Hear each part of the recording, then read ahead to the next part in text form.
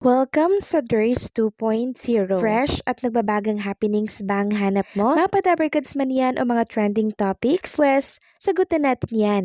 Kaya naman isubscribe nyo na ang ating channel para sa mga nagbabagang balita everyday. Welcome back again sa ating YouTube channel mga Kadabarkads, and for today's video, ang pag-uusapan natin ay tungkol sa mga importanteng kaganapan sa loob at sa labas ng Eat Bulaga. Unahin nating talakayin at pag-usapan ang kaganapan backstage pakatapos po ng birthday celebration ni Yunyul Kim dito po sa Eat Bulaga. So pakatapos po niyan, nagkaroon sila ng salo-salo backstage mga Kadabarkads. Makikita nga dyan ang iba't ibang food cart, andyan ang Deep Street at marami pa pong iba. May ambers din po ata na palabok or spaghetti ito mga Kadabarkads. So nagkaroon sila ng salo-salo dyan ng mga Eat Bulaga host. Samantalang talakay naman natin mga Kadabarkads ang pagiging first day director ni Ai Segura dito po sa Eat Bulaga. Aminado po siya na nakaka-pressure, nakaka-tension lalo na po sa segment na GB5.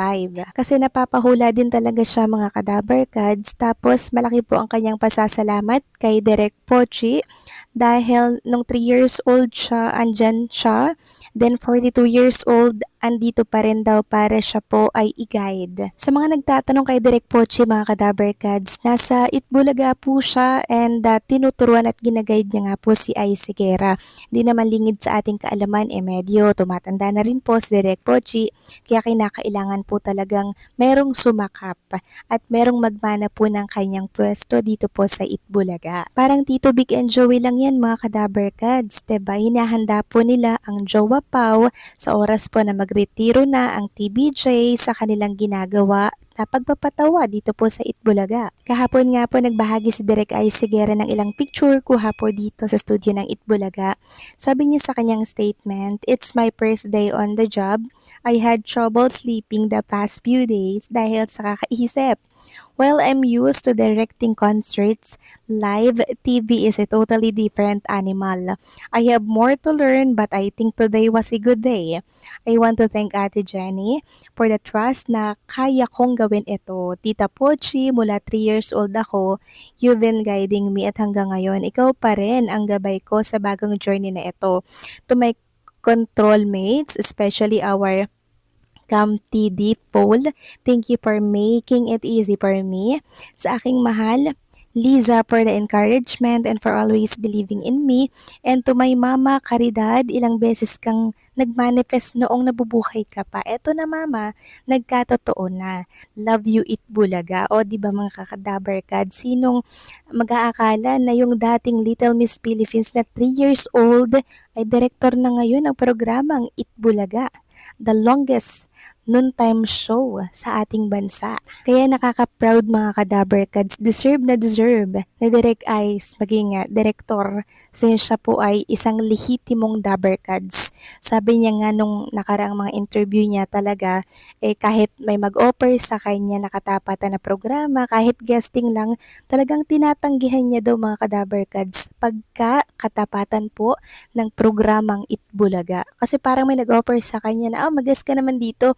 Pero tinanggihan niya mga Kadabarkads bilang respeto sa TBJ at sa Eat Bulaga. Kudos kay Direk Ai Segura na talagang tumitindig bilang isang lehitimo at loyal na Dabarkad sa Eat Bulaga.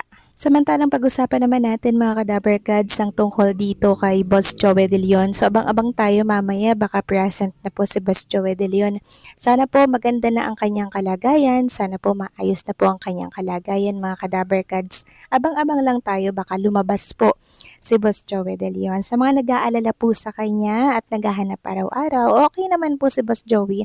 Yun nga lang mga Kadabarkads, nagpapahinga po siya. Kaya sana ay makita natin siya mamaya. Okay? Wala po kayong dapat ipag-alala mga Kadabarkads, okay lang si Boss Joey De Leon. Samantalang talakayin naman natin ang tungkol dito sa upcoming event ni Jose Manalo, kasama po mga Kadabarkads ang Hollow Block Band or Hollow Blocks Band. Sabi nga dito, the premier comedian nagbabalik on stage, Jose Manalo, with Pedro and the Hollow Blocks Band, June 19, Friday for one unforgettable night daw, kantahan, halakhahan, and katuwaan. For reservation and inquiries, ayan po yung number. And pwede nyo rin po silang i-contact sa kanilang mga social media account. Samantalang pag-usapan naman natin mga Kadaver Kads, ang bagong-bagong studio ng isang noontime show. Yes mga Kadaver Kads, pinasili po yan kahapon ni Mr. Willie Rebillame. Ayon nga dito, Willie Rebillame ipinasili pang itsura ng Will Studio na gagamitin ng Wawawin. Kamakailan na ipinasilip ni Willie Rebillame ang magiging itsura ng magiging studio ng Wawawin na tinawag na Will Studio. Ipinakita niya sa pamagitan ng replika o model na kung saan makikita ang loob at labas ng studio, lalo nagpa-excite ito sa mga sumusubaybay kay Kuya Will. Ipinakita niya sa harap pa lang ay makikita na ang magandang itsura nito na akala mo ay Araneta Coliseum at ginarantiya pa ni Kuya Will na ang studio ay safe na safe lalo na at may mga fire exit ito. Nang ipatanggal ni Kuya Will ang bubong ng replika ng studio ay makikita na ang magkagandahan ng ipinagagawa niyang loob ng studio. Ayon kay Kuya Will ay cash ang 500 na katao sa loob at upang maging organisado ay magkakaroon sila ng ticketing system para dito. Mapapanood niya ang show tuwing Monday to Friday pero hindi pa din nabanggit kung anong channel siya ere.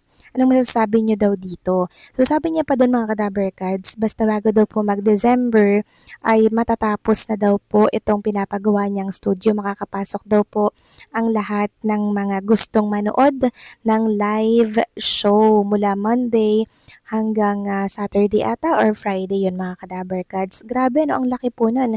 Maglalaman ito ng 500 katao. So, sobrang laki nun mga Kadaver Kads. Parang Araneta talaga yung vibes, yung loob, maganda. Yung likuran daw po ng studio, may mga kantin daw doon. Pwede daw pong kumain once na magutom yung mga live audience. Pero ang katanungan nga po ng mga netizens, sana ere ang naturang noontime show nitong si Mr. Willie Rebillame.